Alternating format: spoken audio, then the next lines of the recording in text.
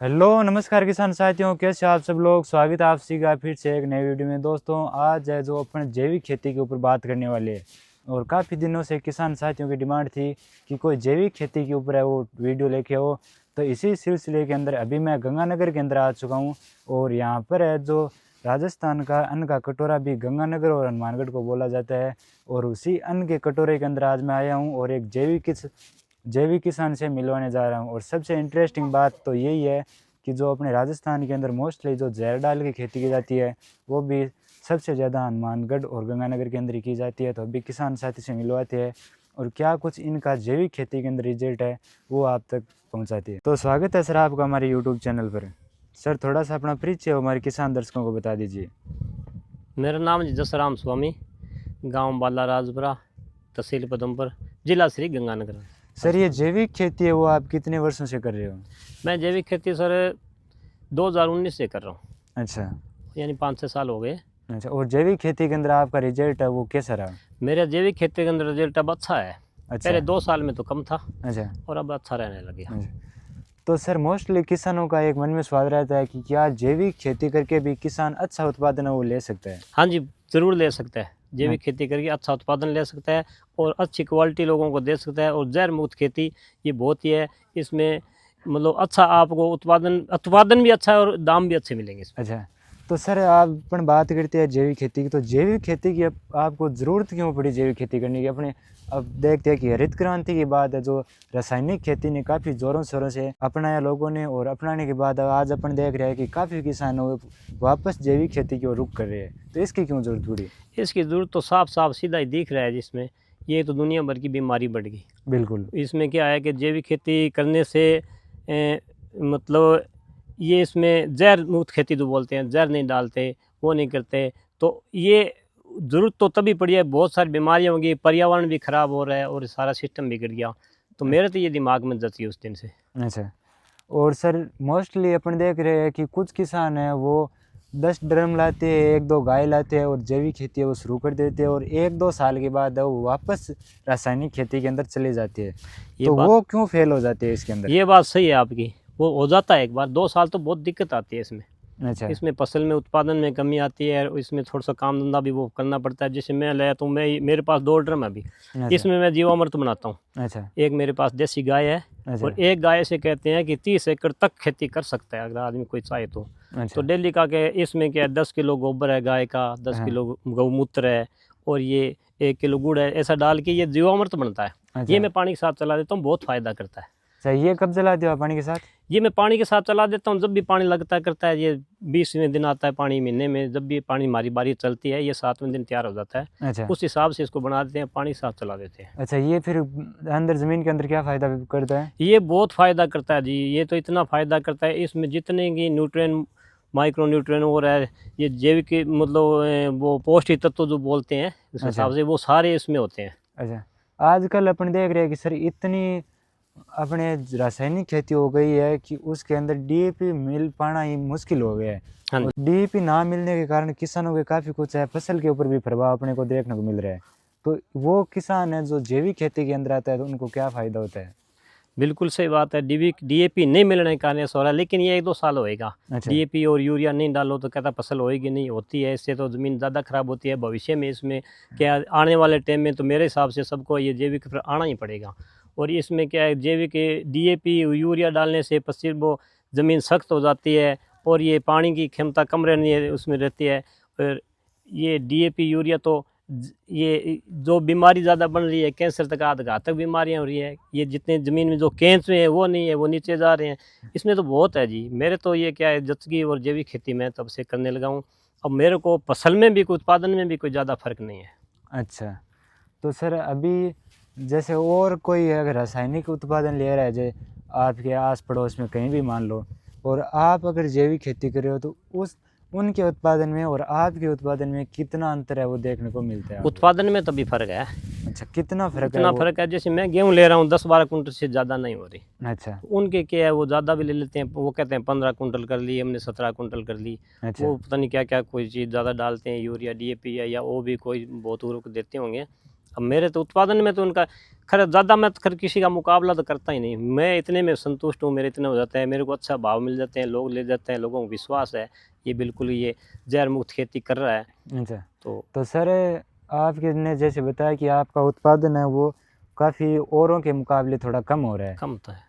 तो अगर आप तो मान लो आपके कोई आपके जानने वाले हैं उनको गेहूँ वगैरह बेच देते हो, जो नए किसान है वो फिर उसको कहाँ बेचेंगे, क्योंकि उत्पादन भी कम होगा, उनको भाव उत्पादन अच्छे साहब मिलने है चाहिए। मेरे जैविक खेती में, ये नहीं कह रहा हमेशा ही कम होएगा, अच्छा। अभी तक मेरा थोड़ा सा कम हो रहा है उनके मुकाबले, अभी अगले साल या 2-4 साल बाद उनसे ज़्यादा होने लगेगा। अच्छा, ये उत्पादन की बात है, ये ज़्यादा होने लगेगा और उनके कम होएगा।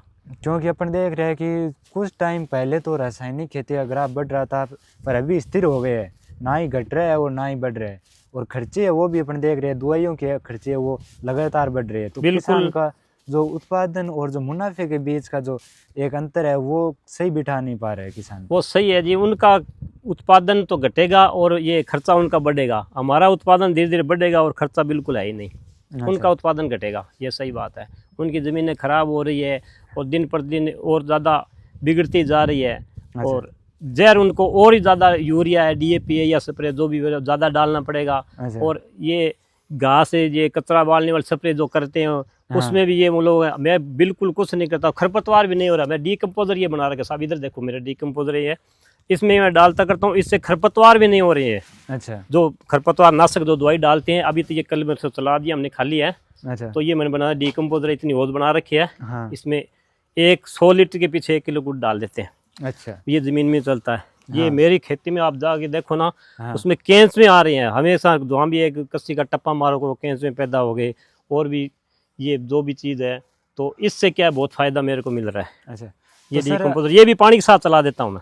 अपन देख रहे हैं कि लगातार रासायनिक खेती अपन देख रहे हैं सर, लगातार रासायनिक खेती कर रहे हैं, उससे ज़मीन है वो काफ़ी कड़क हो गई है, सख्त होगी जी, सही है। तो अगर अपन जैविक खेती करेंगे, ऊपर केंचुएंगे तो उसको नरम बनाने का काम भी करेंगे। बिल्कुल करेंगे। अभी साहब मैंने ये गवर्नमेंट जो दे रही है सहयोग है, अच्छा। ये देखो जो छपरिया दिख रहा है ना, इधर बना रखा है, हाँ। ये वर्मी कंपोस्ट का भी मैंने ये अच्छा। लिया है। हाँ। इसमें क्या है कि गोबर की खाद डाल के केंचों वाली खाद तैयार कर रहा हूँ मैं। अच्छा, आप इतने दिन सीधी खाद डालते थे?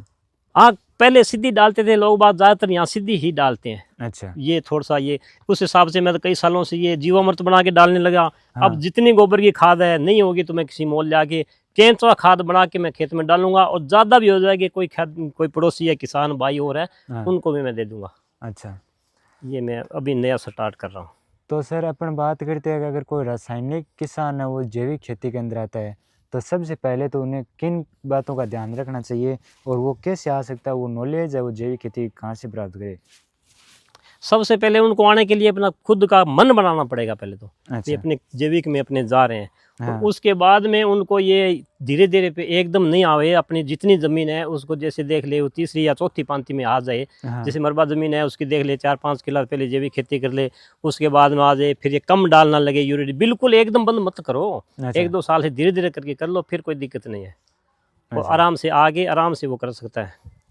अच्छा, और जैसे अपन बात करते हैं अगर जैविक खेती के बढ़वार के लिए आप जो क्या न्यूट्रिएंट्स है जो आप डालते हो, क्योंकि जैविक रासायनिक खेती के तो अंदर अपन देख रहे हैं कि कंपनियों ने अपने वर्कर छोड़ रहे कि वो किसान के घर तक जाके दिमाग में बातें वो घुसा रहे हैं कि ये डालो ये डालो, उनका खर्चा तो बढ़ा ही रहे हैं वो, और उत्पादन उससे कोई ज़्यादा खास फर्क वो देखने को नहीं मिल रहा। तो आप बढ़वार के लिए क्या क्या इसके अंदर डालते हो? उसमें स्पेशल अलग से डालने की कोई ज़्यादा ज़रूरत नहीं है। अच्छा। जैसे अलग से न्यूट्रिएंट वगैरह वो देते हैं कि हाँ। ये जैविक खेती में बाज़ार से कहता है ये चीज़ डालो, ये बढ़वारा हो जाएगा, वो डालो, मेरे हिसाब से अलग से डालने की ज़रूरत नहीं है, और इस हिसाब से करते रहोगे तो।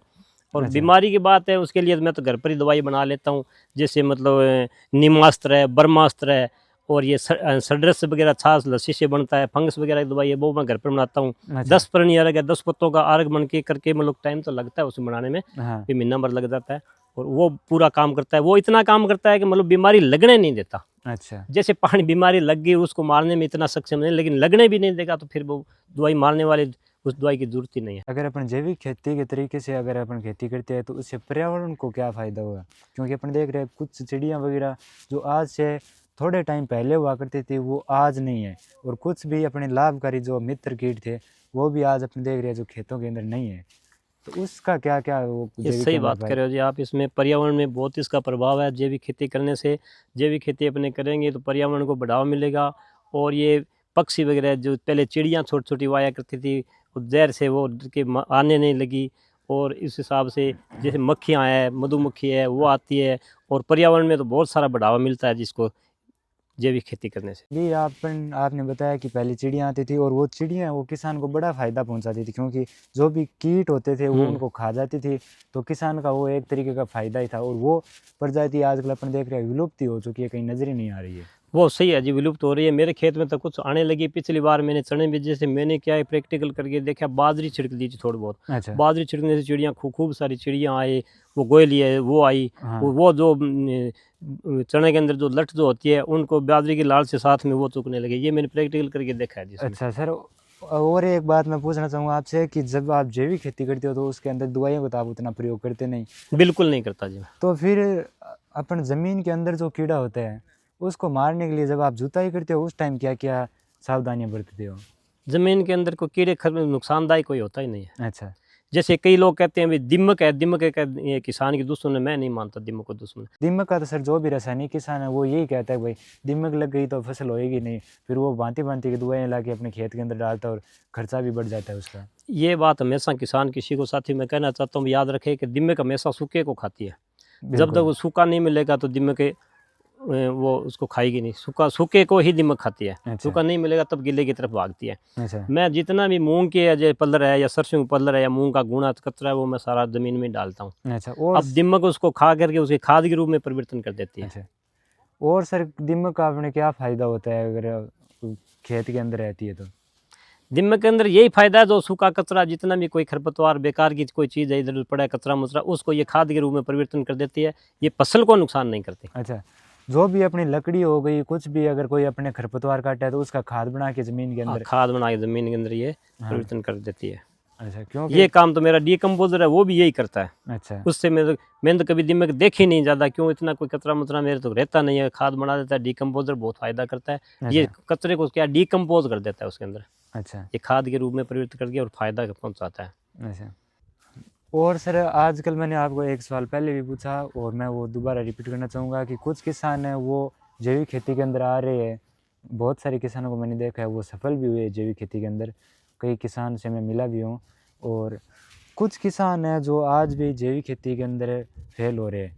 तो उसका कहीं न कहीं क्या कारण हो सकता है कि वो जैविक खेती के अंदर आते ही फेल हो जाती है? वो क्या है ये उनके ज़्यादातर तो क्या है दूसरे को देखा देखी करके वो एक बार क्या है 2 4 5 ड्रम रख लेते हैं करते हैं। अच्छा। और थोड़ा सा अपने आप पर उनको क्या है भरोसा कि कुछ अपने आप पर भी होना चाहिए।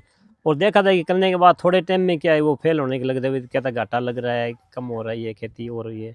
उस हिसाब से थोड़ा सा मन बना के और ये थोड़ा जी टिकाना पड़ता है कि साल 2 साल करो, तीसरे साल जा करके इसका फ़ायदा पूरा मिलता है जी। अच्छा, और जैसे अपन बाद में अगर 5-6 साल हो जाए तो फिर तो जैविक बिल्कुल बिल्कुल जैविक बिल्कुल। खेती का ग्राफ ऊपर की ओर ही बढ़ता है, कभी नीचे नहीं होता। हाँ, उपज उपज ज़्यादा बढ़ेगी, उसमें घटेगी नहीं कभी बिल्कुल। उनके मुकाबले में। बिल्कुल। तो किसान साथियों अभी ये जो सर ने बहुत ही अच्छी जानकारी बताई, और किसान तो अपने आप में ही एक साइंटिस्ट होता है अगर वो जैविक खेती के ऊपर अच्छा प्रयोग करता है और कुछ समय के लिए वो अपने मन को बना के अगर वो जैविक खेती कर लेता है तो वो ज़रूर सफल हो जाता है। और ऐसे ही जो जैविक किसान हैं उनसे मिलवाते रहेंगे।